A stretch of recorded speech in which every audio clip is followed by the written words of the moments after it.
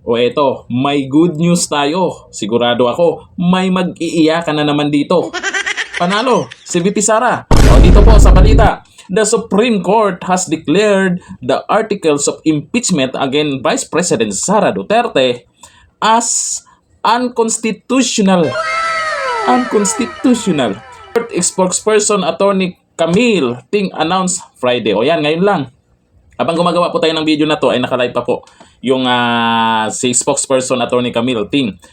The SC has ruled that the House impeachment complaint versus VP Sara Duterte is barred by the one-year rule and that due process or fairness applies in all stages of the impeachment process.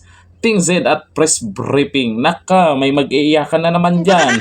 Yung mga anti-Duterte. Ano na? Nako, 2028, VP Sara na talaga. Hindi kinaya, hindi nadadaan sa magic nila. At least kahit papano, meron tayong Supreme Court, meron tayong korte na tinitingnan yung bawat ebidensya kung dapat ba talagang may impeachment trial o dapat ba talagang ipa-impeach si VP Sara. Bakit nga ba kailangan nilang ipa-impeach si VP Sara? Dahil sa 2028, hindi nila kaya.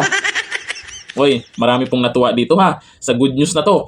At malamang may nagsabi, tuloy-tuloy ang good news na to.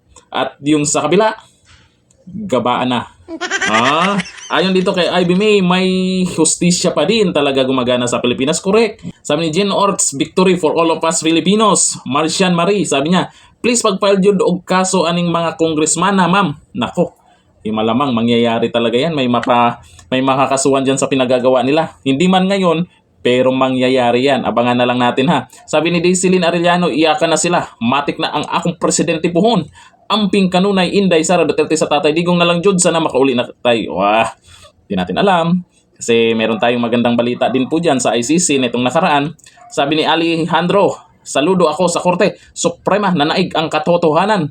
Pero yung iba dyan, nag-iiyakan. Yung atat na mapa-impeach si VP Sara. Tameme na. Iyak muna. Oo, iyak muna. Maghanap naman ng ibang paraan. Yung paninira, hindi na gumagana yan. Lalong tumataas ang trust rating ni VP Sara.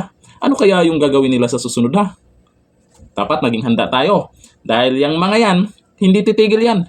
Hanggang 2028 yan. Pipigilan nila na maging Pangulo si VP Sara. Kasi kung mangyari yon, kabahan na sila.